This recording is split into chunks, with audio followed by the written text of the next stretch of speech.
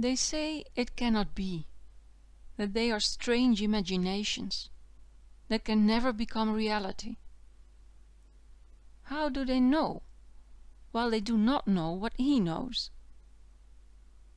He lives here in this big building, where everybody has their own lodging, apart from the community areas that are in it. It's crowded, but the good part is that he runs into people and can have a talk. The only nuisance is when they start interfering too much with him. Interest is fine, but they shouldn't start patronizing or dictating to him what to do. Downstairs in the cellars are separate little rooms for people like him, people who need a place for their experiments. It took a while, they did not know if it would be safe, but in the end they were created, the hobby spaces. Each evening, after his daily duties, he first sits there for a while, to get into the mood. When he gets the feeling again, he goes upstairs to eat and do some chores. In the meantime, his subconsciousness keeps working, and when he again goes to the hobby spaces, he knows how to proceed. He had tried to talk with others about his hobby and the nature of his experiments. He thought that he had earned enough of their respect, but his words fell on deaf ears. Even worse, he encountered incomprehension, got suggestive remarks whether he felt okay, not too tired, gone through a bad time, maybe needed to talk to someone, get things in order. He wouldn't mind. He is constantly getting things in order, and he would love to talk about it. But then, that's not what they want to talk about. So he does not tell any more, and they hardly care any more. He weighs words. He explores them, tastes them, touches them, snuffles them, hears them, and so he tries to see them, to behold them in their true being. They often drift around so lost, without support, so little resonance, because people do not understand how it is with words. They use them at their own convenience, without asking themselves whether or not they do the words justice. They cover each other's backs and say that it is so difficult using words rightly. But they do not make an effort. They use them as a doormat, ordinary tools, even of the disposable kind. As if words weren't substantial, not a being of their own. People find it scary if words were to have a life of their own.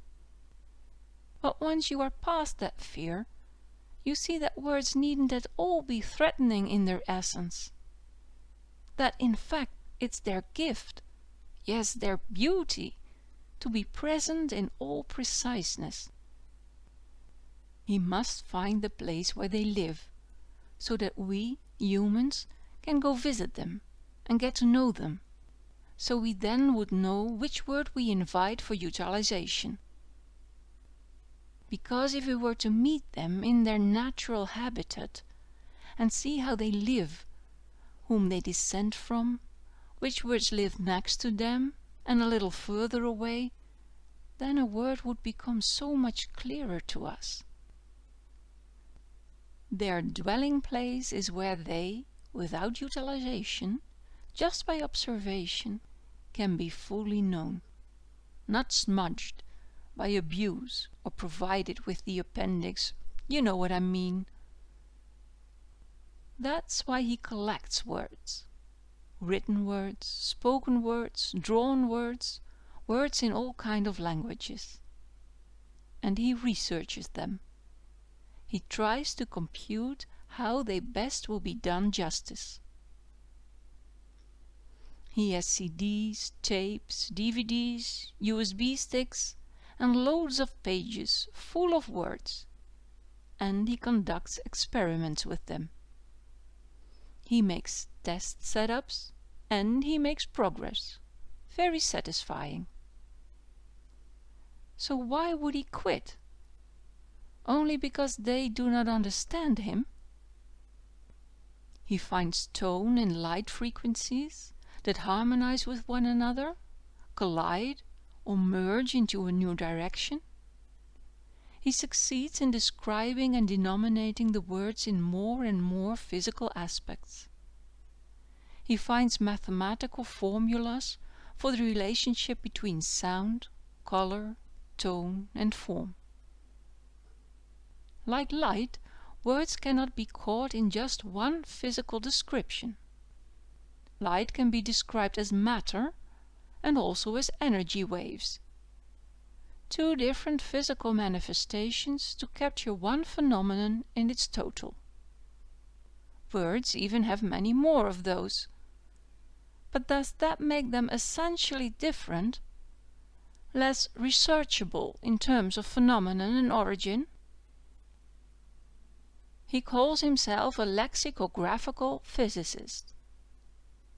There is physical chemistry as a combination of physics and chemistry, neurology as intersection between biology and psychology, and now he has discovered the physics of words in his spare time, in his hobby space, because during the day he is a research assistant at the Faculty of Law, respected in his profession, as long as he is silent about what they see as an absurd hobby, which they forgive him.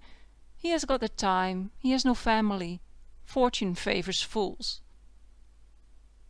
They tell him that he should go out more, so that he can meet a woman who would teach him the ways of the world.